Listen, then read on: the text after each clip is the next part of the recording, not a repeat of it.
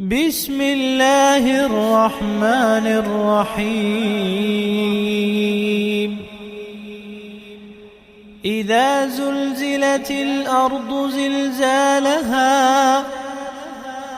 واخرجت الارض اثقالها وقال الانسان ما لها يومئذ تحدث أخبارها بأن ربك أوحى لها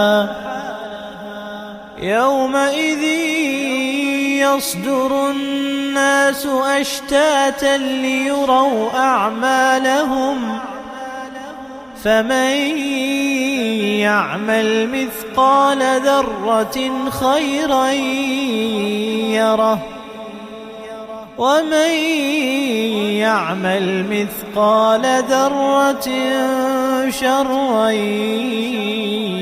يره کی ہے یعنی پیغمبر محمد صلی اللہ علیہ وسلم پر مکہ میں نازل ہوئی تھی جب مسلمانوں پر ظلم زیادہ تھا اور انہیں آخرت پر لوگ کی یاد دلانا ضروری تھا۔ اس سورہ میں قیامت کے دن کی بھیانک حقیقت اور انسانوں کے اعمال کرموں کی جواب دہی کو بہت ہی پر اثر انداز میں بیان کیا گیا ہے۔ آیت 1-3 قیامت کا زلزلہ اور انسان کی حیرت۔ جب دھرتی اپنے پورے زور سے کمپا دی جائے گی اور دھرتی اپنے اندر کا بوجھ باہر نکال دے گی اور انسان کہے گا کہ اسے کیا ہو گیا ہے۔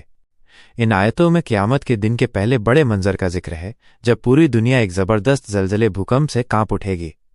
یہ کوئی معمولی بھوکمپ نہیں ہوگا بلکہ اتنا بھیانک کہ دھرتی اپنے اندر دفن تمام مردوں، خزانوں اور رہسیوں کو باہر پھینک دے گی۔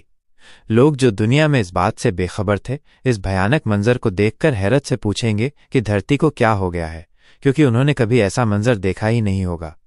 یہ دکھاتا ہے کہ قیامت کا آنا کتنا یقینی اور اپرتیاشت ہوگا۔ آیت 4-5 زمین کی گواہی۔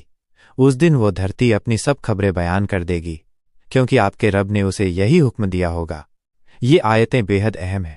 یہ بتاتی ہیں کہ قیامت کے دن یہ بے جان زمین بھی بولنے لگے گی اور ان تمام اعمال کی گواہی دے گی جو انسانوں نے اس کی پیٹھ پر رہتے ہوئے کیے تھے۔ اس نے ہر اس عمل کو دیکھا ہے مائنس چاہے وہ نیکی ہو یا برائی۔ اللہ تعالیٰ صحیح شبد اللہ تعالیٰ فرماتا ہے کہ حکم سے زمین انسان کے خلاف یا اس کے حق میں گواہی دے گی۔ یہ اس بات کا ثبوت ہے کہ اللہ کی قدرت اتنی عظیم ہے کہ وہ کسی بھی چیز کو بولنے کی طاقت دے سکتا ہے اور کوئی بھی عمل چھپا نہیں رہ سکتا۔ آیت 6 لوگوں کا الگ الگ ہو کر حساب کے لیے نکلنا۔ اس دن لوگ اپنے ٹھکانوں سے الگ الگ سموہوں میں نکلیں گے تاکہ انہیں ان کے کرم دکھائے جائیں۔ زلزلے اور زمین کی گواہی کے بعد تمام انسان اپنی قبروں سے دوبارہ زندہ ہو کر حساب کتاب کے لیے میدان حشر کی طرف چلیں گے۔ وہ جھنڈ کے جھنڈ الگ الگ گروہوں میں ہوں گے۔ کچھ نیک لوگ نورانی چہروں کے ساتھ ہوں گے اور کچھ گناہگار خوفزدہ اور سیاہ چہروں کے ساتھ۔ وہ سب اپنے اعمال کو آنکھوں سے دیکھنے کے لیے آئیں گے۔ آیت 7-8 ذرے ذرے کا حساب۔ تو جس نے ایک کण کے برابر بھی بھلائی کی ہوگی وہ اسے دیکھ لے گا، اور جس نے ایک کण کے برابر بھی برائی کی ہوگی وہ اسے دیکھ لے گا۔ یہ سورہ کی سب سے مہتوپورن اور دلوں کو ہلا دینے والی آیتیں ہیں۔ یہ اس بات پر زور دیتی ہیں کہ قیامت کے دن اللہ کے سامنے کوئی بھی عمل چاہے وہ کتنا ہی چھوٹا کیوں نہ ہو چھپا نہیں رہے گا۔ ایک کण یا ذرہ دھول کا سب سے چھوٹا حصہ ہوتا ہے جو سورج کی روشنی میں دکھائی دیتا ہے۔ اس کا مطلب ہے کہ انسان کی ہر چھوٹی سے چھوٹی نیکی، جیسے کسی کو مسکرا کر دیکھنا، کسی سے اچھا بول لینا یا کسی کو ذرا سی مدد کر دینا، وہ اسے قیامت کے دن پائے گا۔ اسی طرح ہر چھوٹی سے چھوٹی برائی، جیسے کسی کا دل دکھانا، کسی کی غیبت کرنا یا کوئی معمولی بے ایمانی، وہ بھی اس کے سامنے آ جائے گی۔ یہ آیتیں انسانوں کو ہر عمل میں سوچ سمجھ کر چلنے کی تاکید کرتی ہیں کیونکہ کوئی بھی چیز بے حساب نہیں رہے گی۔ سورہ الزلزلہ کا کل پیغام۔